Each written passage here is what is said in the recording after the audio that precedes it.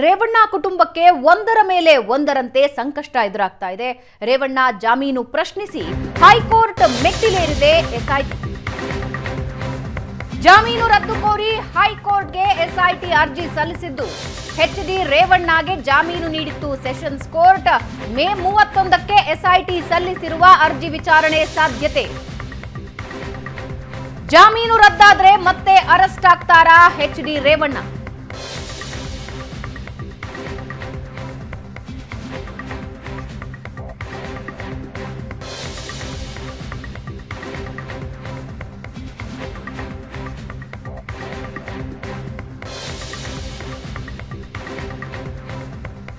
SIT ಪ್ರಕರಣದಲ್ಲಿ sessions court ಜಾಮೀನು ನೀಡಿತ್ತು. ಇದನ್ನ ಪ್ರಶ್ನಿಸಿ ಹೈಕೋರ್ಟ್ ಮೆಟ್ಟಿಲೇರಿದೆ ಎಸ್ಐಟಿ. ಜಾಮೀನು ರದ್ದು ಕೋರಿ ಹೈಕೋರ್ಟ್ಗೆ ಎಸ್ಐಟಿ ಅರ್ಜಿ ಸಲ್ಲಿಸಿದೆ. ಮೇ 31ಕ್ಕೆ ಎಸ್ಐಟಿ ಸಲ್ಲಿಸಿರುವ ಅರ್ಜಿ ವಿಚಾರಣೆಗೆ ಬರೋ ಸಾಧ್ಯತೆ ಇದೆ. ಜಾಮೀನು ರದ್ದಾದ್ರೆ ಮತ್ತೆ ಅರೆಸ್ಟ್ ಆಗ್ತಾರಾ ಎಚ್ಡಿ ರೇವಣ್ಣ? ರೇವಣ್ಣ ಕುಟುಂಬಕ್ಕೆ ಒಂದರ ಮೇಲೆ ಒಂದು ಸಂಕಷ್ಟ ಎದುರಾಗ್ತಾ ಇದೆ. ಈಗ ಸದ್ಯಕ್ಕೆ ಜಾಮೀನಿನ ಮೇಲೆ ಹೊರಗಿದ್ದಾರೆ. ಈ ಜಾಮೀನಿನ ರದ್ದು ಕೋರಿ ಹೈಕೋರ್ಟ್ ಮೊರೆ ಹೋಗಿದೆ ಎಸ್ಐಟಿ. 31ನೇ ತಾರೀಕು ಇದರ ವಿಚಾರಣೆ ಬರೋ ಸಾಧ್ಯತೆ ಇದೆ. ಒಂದು ವೇಳೆ ಜಾಮೀನು ರದ್ದಾದ್ರೆ ಮತ್ತೊಂದು ಸಲ ರೇವಣ್ಣ ಅರೆಸ್ಟ್ ಆಗ್ತಾರಾ?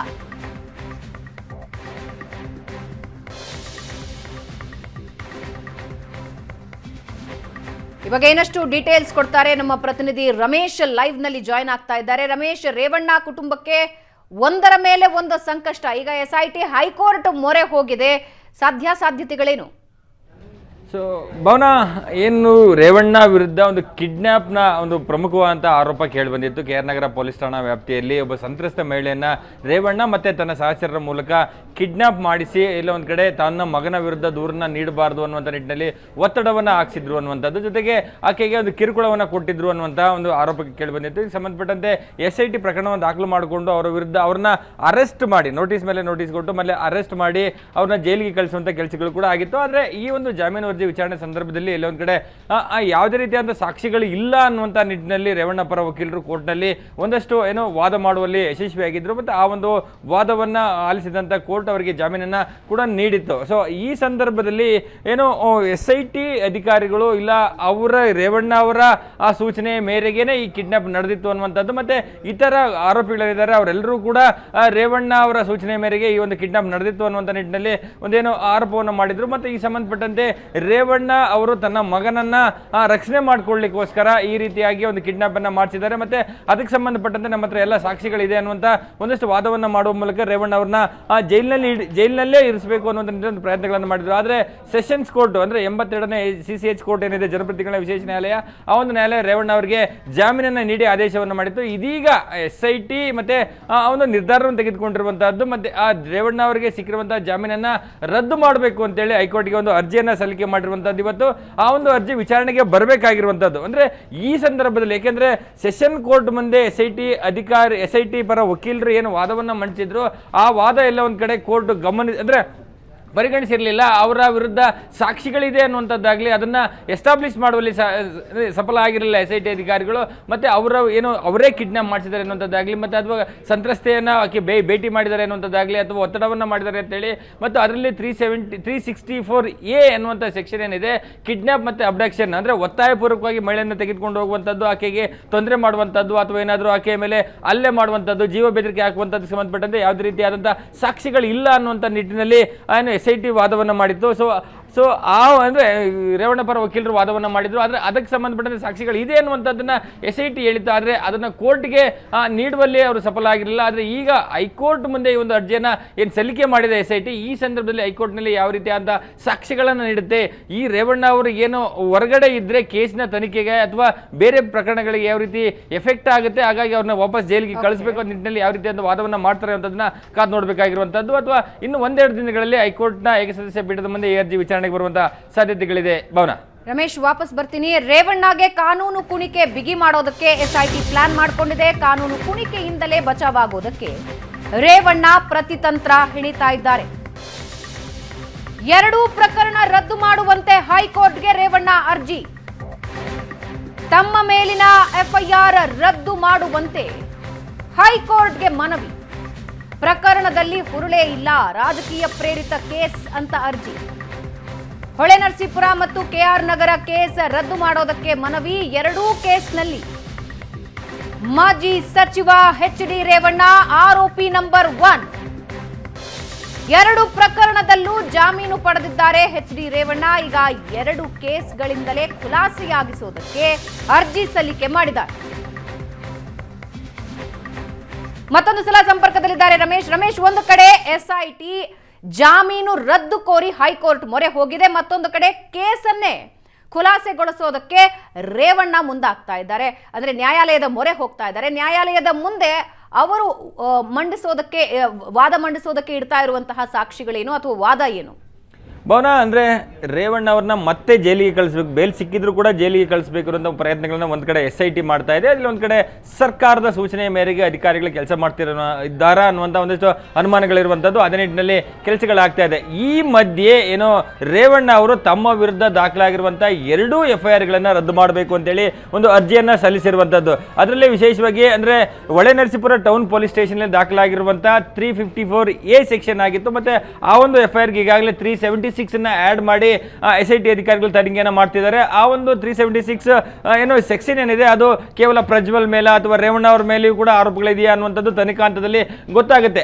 ಈ ಒಂದು ಪ್ರಕರಣದಲ್ಲಿ ತನ್ನ ಯಾವುದೇ ಪಾತ್ರ ಇಲ್ಲ ಅನ್ನುವಂಥದ್ದು ಮತ್ತೆ ದೂರು ಕೊಟ್ಟಂತ ಮಹಿಳೆಯರು ರೇವಣ್ಣ ಅವರ ವಿರುದ್ಧ ಯಾವುದೇ ರೀತಿಯಾದಂಥ ಒಂದು ಗಂಭೀರವಾದಂಥ ಆರೋಪಗಳನ್ನು ಮಾಡಿಲ್ಲ ಅನ್ನುವಂಥದ್ದು ಮತ್ತೆ ಆ ಮಹಿಳೆ ತಮ್ಮ ಮನೆಯಲ್ಲಿ ಕೆಲಸ ಮಾಡ್ತಿದ್ದಂಥ ಸಂದರ್ಭದಲ್ಲಿ ಆದಂಥ ಚಿಕ್ಕ ಪುಟ್ಟ ಘಟನೆಗಳನ್ನ ಇಟ್ಕೊಂಡು ಈ ರೀತಿಯಾದ ಗಂಭೀರವಾದ ಆರೋಪವನ್ನು ಮಾಡಿದ್ದಾರೆ. ತನಿಖೆ ಮಾಡುವಂಥ ಸಂದರ್ಭದಲ್ಲಿ ಕೂಡ SIT ಅಧಿಕಾರಿಗಳಿಗೆ ಯಾವುದೇ ರೀತಿಯ ಅಂತ ಸಾಕ್ಷಿಗಳಿಲ್ಲ ಅನ್ನುವಂಥದ್ದು ಒಂದು ಹೊಳೆನರಸೀಪುರ ಪ್ರಕರಣಕ್ಕೆ. ಆದರೆ ಮತ್ತೊಂದು ಪ್ರಕರಣ ಏನು KR ನಗರ ಪೊಲೀಸ್ ಠಾಣೆಯಲ್ಲಿ ದಾಖಲಾಗಿರುವಂತಹ ಒಂದು ಕಿಡ್ನಾಪ್ ಕೇಸ್ ಏನಿದೆ. ಕಿಡ್ನಾಪ್ ಕೇಸಲ್ಲಿ ಎಲ್ಲೋ ಒಂದು ಕಡೆ ಅದು ಜಾಮೀನು ಅರ್ಜಿ ವಿಚಾರಣೆ ಮಾಡುವಂಥ ಸಂದರ್ಭದಲ್ಲಿಯೇ ಕೂಡ SIT ರೇವಣ್ಣ ಅವರ ವಿರುದ್ಧ ಆಗಲಿ ಅಥವಾ ಬೇರೆ ಆರೋಪಿಗಳ ವಿರುದ್ಧ ಸಾಕ್ಷಿಗಳಿದೆ, ಅವರು ಒತ್ತಾಯಪೂರ್ವಕವಾಗಿ ಕಿಡ್ನಾಪ್ ಅನ್ನು ಮಾಡಿದ್ದಾರೆ ಅನ್ನುವಂಥದ್ದಾಗಲಿ ಅಥವಾ ನೇರವಾಗಿ ಮಹಿಳೆಯನ್ನ ಭೇಟಿ ಮಾಡಿರುವಂಥದ್ದು, ಒತ್ತಾಯ ಮಾಡಿರುವಂಥದ್ದು, ಆಕೆಗೆ ಏನಾದರೂ ಗಾಯಗೊಳಿಸಿರುವಂಥದ್ದಾಗಲಿ, ಜೀವ ಬೆದರಿಕೆ ಹಾಕಿರುವಂಥದ್ದು, ಇದಕ್ಕೆ ಸಂಬಂಧಪಟ್ಟಂತೆ ಯಾವ ಸಾಕ್ಷಿಗಳು ಇಲ್ಲ. ಕೇವಲ ಇದೊಂದು ರಾಜಕೀಯ ಪ್ರೇರಿತವಾಗಿ ಒಂದು ದೊಡ್ಡ ಕುಟುಂಬ, ಒಂದು ಪ್ರಾದೇಶಿಕ ಪಕ್ಷ ಹಿಡಿತದಲ್ಲಿರುವಂತಹ ಒಂದು ಕುಟುಂಬವನ್ನ ಅಣಿಲಿಕ್ಕೋಸ್ಕರ ಈ ರೀತಿಯಾದಂತಹ ಸುಳ್ಳು ಸಾಕ್ಷಿಗಳನ್ನ ಹಾಕಲಾಗಿದೆ ಅನ್ನುವಂಥದ್ದು. ಮತ್ತು ಅದರಲ್ಲಿ ಪ್ರಮುಖವಾಗಿ ಕಿಡ್ನಾಪ್ ಕೇಸನ್ನ ದಾಖಲು ಮಾಡುವಂತಹ ಸಂದರ್ಭದಲ್ಲಿ FIR ದಾಖಲಾಗುವುದಕ್ಕಿಂತ ಮೊದಲೇ 8-9 ಗಂಟೆಗಳ ಮೊದಲು A2 ಆರೋಪಿಯನ್ನ ಕರ್ಕೊಂಡು ಬರ್ತಾರೆ. ಅದಾದ ನಂತರ ಇಲ್ಲೊಂದು ಕಡೆ ಆ ಸಂತ್ರಸ್ತ ಮಹಿಳೆಯ ಮಗನಿಗೆ ಪುಸಲಾಯಿಸಿ ಆತನಿಂದ ಕಂಪ್ಲೇಂಟ್ ಅನ್ನ ಪಡ್ಕೊಂಡು ಈ ಕುಟುಂಬವನ್ನ ಟಾರ್ಗೆಟ್ ಮಾಡ್ಲಿಕ್ಕೋಸ್ಕರ ಈ ರೀತಿಯಾದಂತಹ ಒಂದು ಸುಳ್ಳು ಕೇಸನ್ನು ಹಾಕಲಾಯಿತು. ಆ ಕೇಸ್ ಹಾಕಿದ ನಂತರವೂ ಕೂಡ ಸಾಕ್ಷಿಗಳಿಲ್ಲ. ಸೊ ಹಾಗಾಗಿ ಇಲ್ಲಿಯವರೆಗೆ ನಡೆದಂಥ ತನಿಖೆಯಲ್ಲಿ ಗಂಭೀರ ಆರೋಪಗಳಿಲ್ಲ, ಸಾಕ್ಷಿಗಳಿಲ್ಲ. ಆದರೂ ಕೂಡ ಎಲ್ಲ ಒಂದು ಕಡೆ ರೇವಣ್ಣ ಆಗಲಿ ಅಥವಾ ಅವರ ಆಪ್ತರನ್ನ ಕಟ್ಟಿ ಹಾಕುವಂಥ ನಿಟ್ಟಿನಲ್ಲಿ ಈ ರೀತಿಯಾದ ಕೆಲಸಗಳಾಗ್ತಿದೆ. ಅಂದ್ರೆ ಹಾಗಾಗಿ ಇಲ್ಲಿಯವರೆಗೆ ನಡೆದಂಥ ಪ್ರಕರಣ ತನಿಖೆಯಲ್ಲಿ ಏನೂ ಸಾಕ್ಷಿಗಳಿಲ್ಲ. ಹಾಗಾಗಿ ಇದೊಂದು ದುರ್ದೇಶಪೂರಿತ ಪ್ರಕರಣ ಆಗಿರುವಂತಹದ್ದು. ಮತ್ತೆ ಟೆಕ್ನಿಕಲಿ ಒಂದಿಷ್ಟು ಲೀಗಲ್ ಪಾಯಿಂಟ್ಗಳನ್ನ ಇಟ್ಟುಕೊಂಡು ಅವರ ಪರ ವಕೀಲರು ಹೈಕೋರ್ಟ್ ಮುಂದೆ ಒಂದಿಷ್ಟು ವಾದವನ್ನು ಮಂಡಿಸುವಂತ ಒಂದಿಷ್ಟು ತಯಾರಿಗಳನ್ನು ಮಾಡ್ಕೊಂಡಿದ್ದಾರೆ. ಆದರೆ ರೇವಣ್ಣ ಅಂದ್ರೆ ಯಾವ ಕಾನೂನಿನ ವಿಚಾರವನ್ನು ಇಟ್ಟುಕೊಂಡೇ ರೇವಣ್ಣ ಮತ್ತು ರೇವಣ್ಣ ಕುಟುಂಬವನ್ನ ಜೈಲಿಗೆ ಒಳಗೆ ಹಾಕಬೇಕು ಅಂತ ಒಂದು ಪ್ರಯತ್ನವನ್ನ SIT ಅಥವಾ ಸರ್ಕಾರ ಮಾಡ್ತಾ ಇದೆಯೋ ಅದೇ ರೀತಿ ಅದೇ ಕಾನೂನಿನ ಅಸ್ತ್ರವನ್ನು ಬಳಕೆ ಮಾಡಿಕೊಂಡು ರೇವಣ್ಣ ಅವರು ತಮ್ಮ ಮೇಲೆ ದಾಖಲಾಗಿರುವಂತಹ 2 ಪ್ರಕರಣಗಳಿಂದ ಹೊರಗೆ ಬರಲಿಕ್ಕೆ ಒಂದಿಷ್ಟು ಪ್ರಯತ್ನಗಳನ್ನ ಮಾಡ್ತಿದ್ದಾರೆ. ಇದೊಂದು ಜನಪ್ರತಿನಿಧಿಯ ಪ್ರಕರಣ ಆಗಿರೋದ್ರಿಂದ ಸಾಮಾನ್ಯ ಶುಕ್ರವಾರ ಈ ಒಂದು ಅರ್ಜಿ ವಿಚಾರಣೆಗೆ ಬರುವಂತಹ ಸಾಧ್ಯತೆಗಳಿರುವಂತದ್ದು. ಆ ಸಂದರ್ಭದಲ್ಲಿ SIT ಯಾವ ರೀತಿ ಇವರ ಒಂದು ಅರ್ಜಿಯ ಮತ್ತೆ ಇವರ ರೇವಣ್ಣ ಪರ ವಕೀಲರ ವಾದಕ್ಕೆ ಹೇಗೆ ಕೌಂಟರ್ನ ಕೊಡ್ತಾರೆ, ನಿಜಕ್ಕೂ ರೇವಣ್ಣ ಅವರು ಈ ಒಂದು ಪ್ರಕರಣಗಳಿಂದ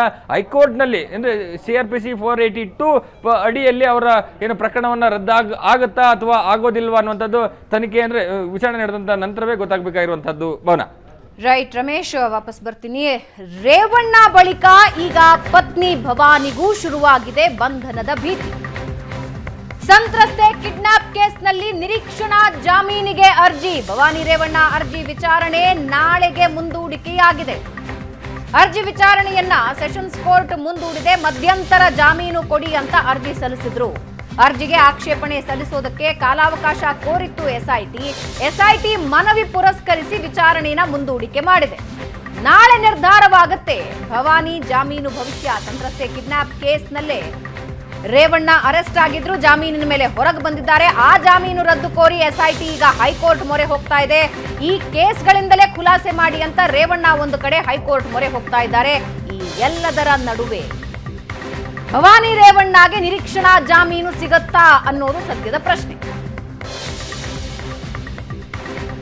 ಮತ್ತೊಂದು ಸಲ ರಮೇಶ್ ಸಂಪರ್ಕದಲ್ಲಿದ್ದಾರೆ. ರಮೇಶ್, ಒಂದು ಕಡೆ ಪ್ರಜ್ವಲ್ ರೇವಣ್ಣ 31ನೇ ತಾರೀಕು ಬರ್ತೀನಿ ಅಂತಿದ್ದಾರೆ. ರೇವಣ್ಣ ತಮ್ಮ ವಿರುದ್ಧದ ಪ್ರಕರಣಗಳನ್ನ ಖುಲಾಸೆಗೊಳಿಸಬೇಕು ಅಂತ ಹೈಕೋರ್ಟ್ ಮೊರೆ ಹೋಗ್ತಿದ್ದಾರೆ. ಜಾಮೀನು ರದ್ದುಗೊಳಿಸಿ ಅಂತ SIT ಹೈಕೋರ್ಟ್ ಮೊರೆ ಹೋಗ್ತದೆ. ಈ ಎಲ್ಲದರ ನಡುವೆ ಭವಾನಿ ರೇವಣ್ಣಗೆ ಮಧ್ಯಂತರ ನಿರೀಕ್ಷಣಾ ಜಾಮೀನು ಸಿಗುತ್ತಾ ಅನ್ನೋದು ಸದ್ಯದ ಪ್ರಶ್ನೆ.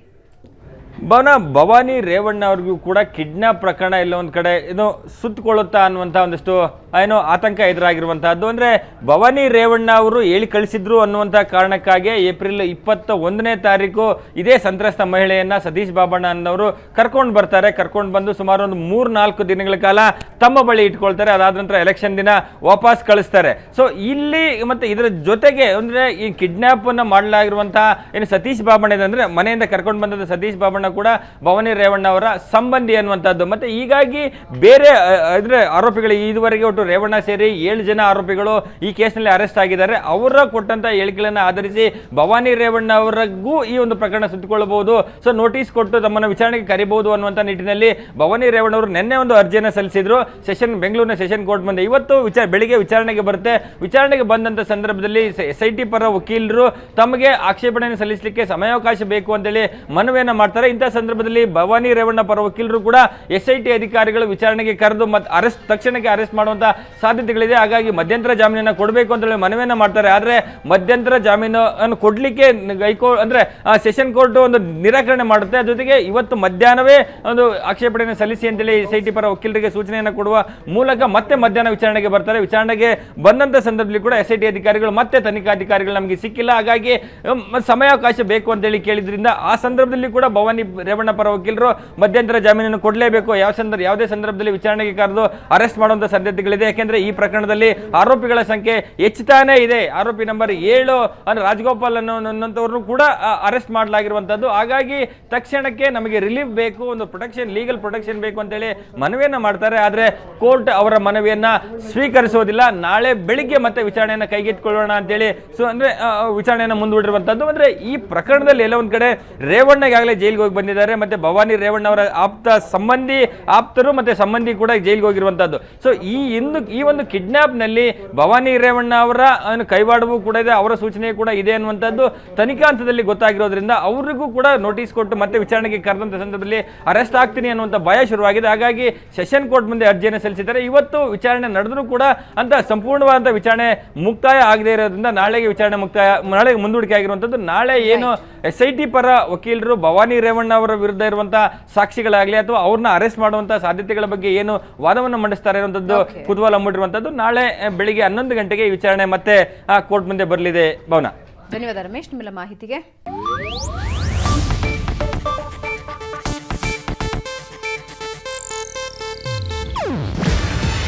ಇದು ಏಷ್ಯಾನೆಟ್ ನ್ಯೂಸ್ ನೆಟ್ವರ್ಕ್ ಪ್ರಸ್ತುತಿ. ನೀವು ನೋಡ್ತಿದ್ದೀರಾ ಏಷ್ಯಾನೆಟ್ ಸುವರ್ಣ ನ್ಯೂಸ್.